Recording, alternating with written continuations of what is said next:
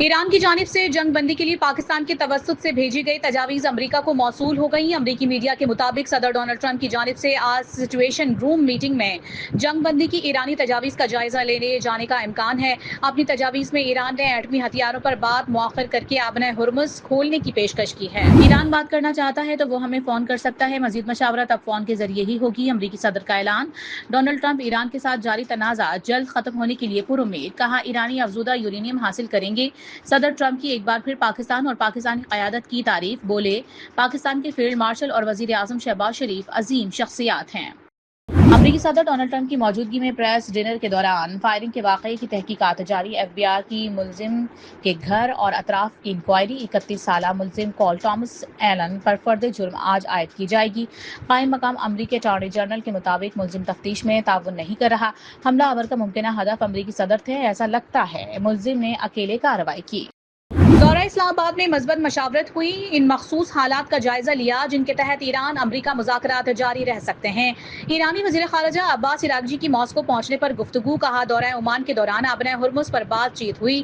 اس گزرگاہ سے محفوظ آمد و رفت ایک اہم عالمی مسئلہ بن چکی ہے۔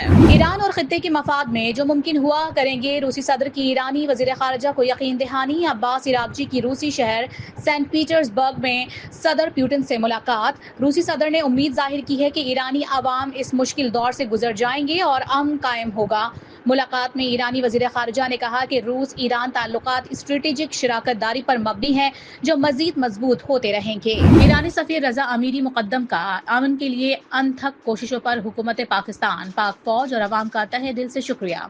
کہا وزیر اعظم اور فیلڈ مارشل کی امن کوششوں کو خصوصی طور پر سراہتے ہیں۔ ایرانی وفد کا دورہ دو طرفہ تعلقات، خطے کی صورتحال پر مشاورت کے لیے تھا۔ اسلام آباد کے شہریوں کی مہمان نوازی، صبر، تعاون پر بھی اظہار تشکر۔ پاک ایران دوستی زندہ باد کا نعرہ بھی لگا دیا۔ اور چین کے اداروں کے درمیان 3 مفاہمتی یادداشتوں پر دستخط۔ سمندری پانی قابل استعمال بنانے، زرعی ٹیکنالوجی اور چائے کا شعبہ شامل۔ صوبہ ہونان کے شہر چانگشا میں منعقدہ تقریب میں صدر آصف علی زرداری کی بھی شرکت۔ سمجھوتوں پر سندھ کے سینئر وزیر شرجیل انعام میمن اور سینیٹر سلیم مانڈوی والا نے دستخط کیے۔ صدر زرداری نے پروفیسر پانجیانگ کو ستارہ پاکستان سے بھی نوازا۔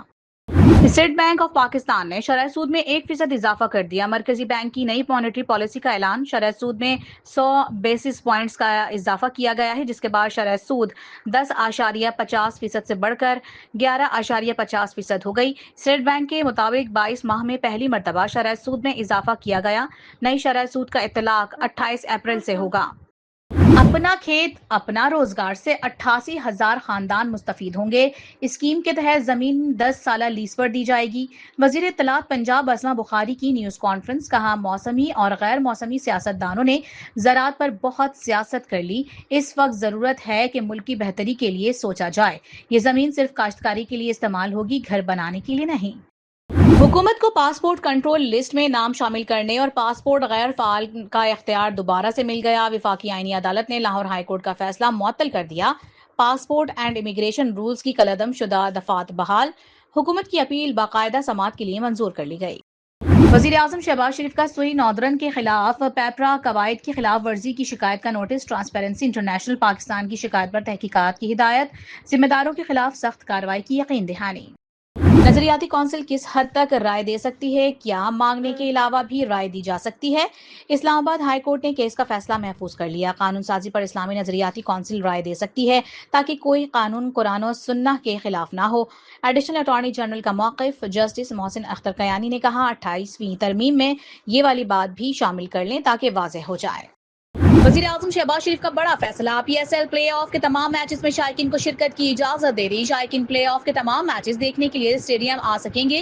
وزیر اعظم شہباز شریف سے ملاقات کے بعد chairman P C B Mohsin Naqvi نے خوشخبری سنا دی۔ سوشل میڈیا پر پیغام میں کہا کہ وزیر اعظم نے شائقین سے میچز کے دوران ایندھن کی بچت یقینی بنانے کی اپیل کی ہے اور تاکید کی ہے کہ اسٹیڈیم آنے کے لیے پبلک ٹرانسپورٹ کا استعمال کریں۔